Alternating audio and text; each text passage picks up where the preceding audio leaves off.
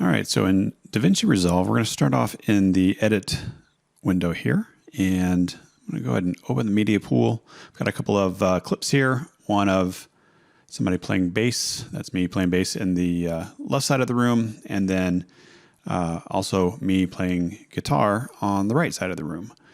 And the goal of this is to put both of these performances together into the same video and make it look like there are two of me performing in the single video. So let's go ahead and put our tracks in the timeline here. We'll put the bass here, and we'll take the guitar and put it right on top of that. All right. I like to just rename tracks too, just because.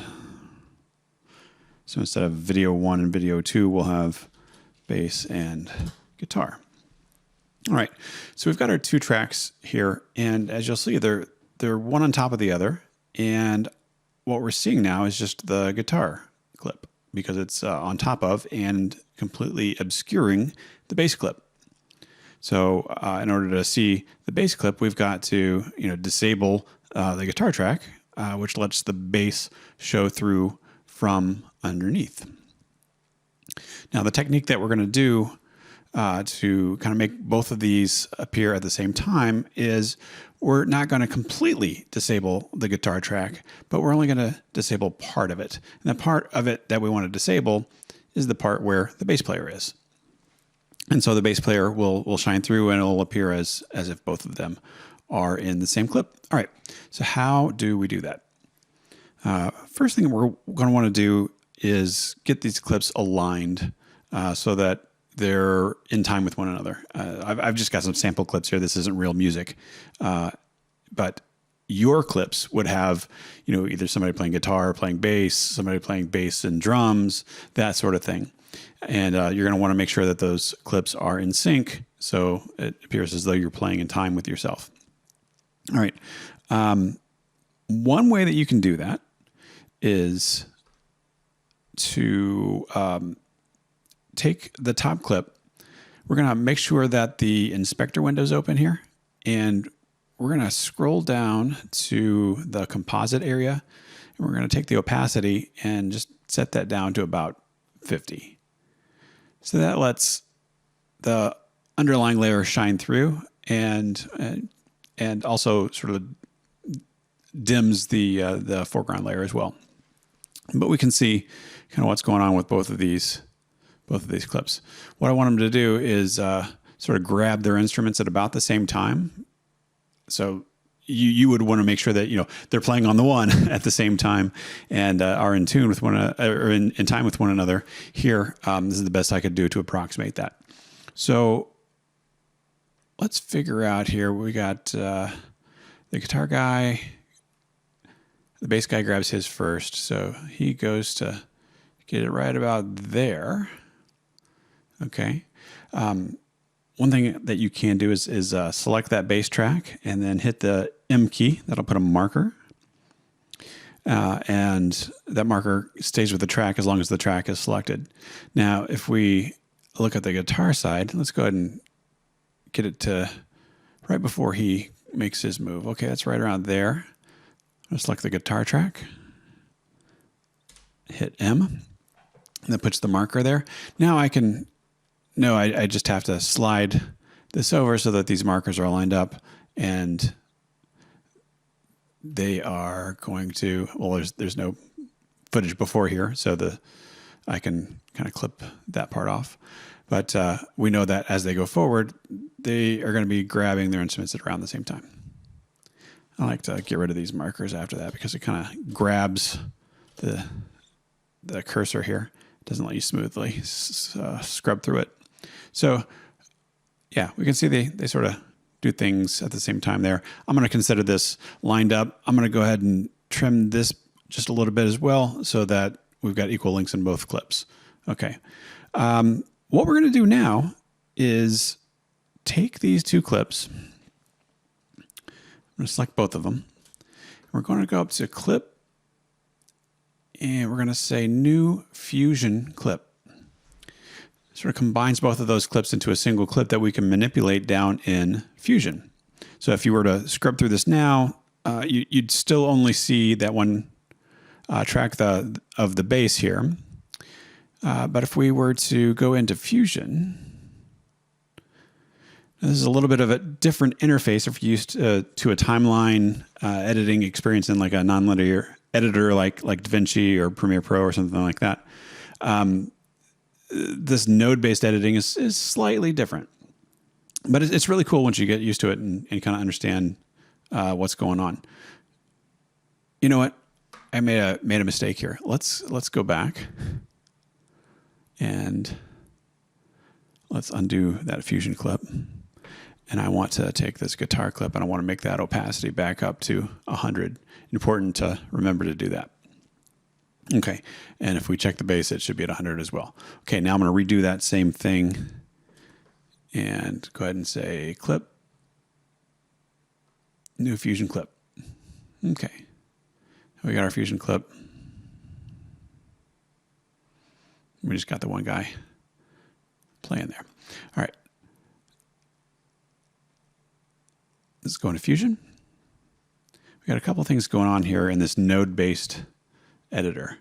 All right. First, we've got two pieces of media kind of coming into a merge, and this merge node taking the inputs or taking the outputs from both of those as its inputs, combining them, and then sending that to media out, which is the final thing that we see as a result of this process. I'm going to go ahead and take media 1. I'm going to select it. I'm going to hit the 1 key to put that on my left screen. I'm going to take media 2, and I'm going to hit 2 to make that on the right side of the screen. And just because I like to do it, I'm going to go ahead and rename these as well. So we know that media in 1 is now going to be the bass, and 2 is going to be guitar.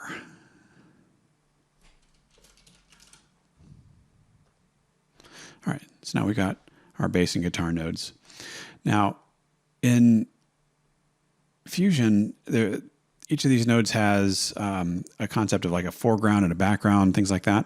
If you hover over, you can see here that this is the output of the bass channel is on the background, and then the output of the guitar channel is on the foreground. And that makes sense because we've got the guitar over top of the bass. So how do we make it work? Well, here's what we're going to do. I'm going to rearrange these just a little bit so it makes a little bit more visual sense. You know, we got the bass on bottom and then we got the guitar coming in over top. I'm going to take the media out here. I'm going to hit 2. So that's going to be what we see on our right-hand screen over here. And I'm going to take this guitar and I'm going to apply a filter to that only makes it work. Instead of covering and obscuring the entire background, it's only going to obscure part of it. And we have a couple of different options for those masks that we create. It could be as simple as a rectangle or an ellipse or a circle. Or if you've got more complex needs, you can get fancy and use some polygons and get really crazy with how finely you cut it up. In this case, we're just going to use just a rectangle. So I'm going to go ahead and take that. Actually, I think I just click on it with guitar selected. And that applies a new rectangle mask. All right. So if I click on guitar, I'm going to hit 1 to put that over in our left-hand screen. This is what I'm seeing now with this rectangle applied to it. So it's masking it. Instead of obscuring the whole thing, it only obscures part of it. This part here that you see as a checkerboard is invisible, meaning whatever's below that is going to shine through. And in our case, it's our bass player that we can obscure here by moving this around, and our guitar player is going to shine through. Okay, so let's take this and grab that. I'm going to go ahead and put that right around there. Okay, and now we see, if we look at remember we're looking at the media out, we see both of these guys in the same frame. And if we were to switch back to our edit view here, that's exactly what we would see if we scrub through the footage. All right, mission accomplished, right? There's only one slight problem, and that is right here. If you zoom in where these two clips come together, it's a pretty hard line. There's a couple of strategies to kind of deal with that. One is to kind of make it so that your mask lines up with an area where it's going to be obscured and not really noticed. Another way to do that is if we go back into the Fusion panel here, we make sure we have our rectangle selected. There's an attribute here, remember we're in the inspector window, called soft edge. And soft edge will kind of soften that mask up. If we look over here on the, I'm going to take it to an extreme on the left-hand side here as we kind of make that bigger, you can see how that feathers out. We really don't need a lot to smooth this out. Something like, 0.02 or something like that should smooth that out plenty. So then if we go back to the edit window here and zoom in, things are blended a lot more smoothly and we don't have that harsh line.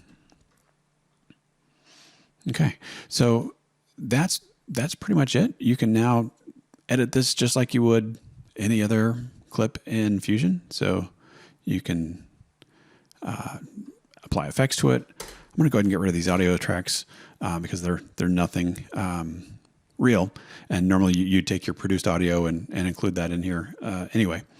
But you can take effects to it. Like if we were to say, look at the inspector window, let's open that back up. With our clip selected, we can do things like some zooms, like some really subtle zooms. I think that really helps to sell the effect of putting these guys together. So if we were to look at, where is it at? Zooming and position keyframes here, I'll enable both of those. And then, scroll to sometime later in the video. And I'm just going to zoom in a little bit and make the position kind of over here like that. And then, we can see that sort of has a subtle effect if we play it. And again, it kind of just helps obscure the fact that these are two different things put together and makes it look a little bit more real. It could be a little bit more subtle than this if you wanted to. But anyway, that's how you would combine and clone yourself and play a music video with yourself in DaVinci Resolve.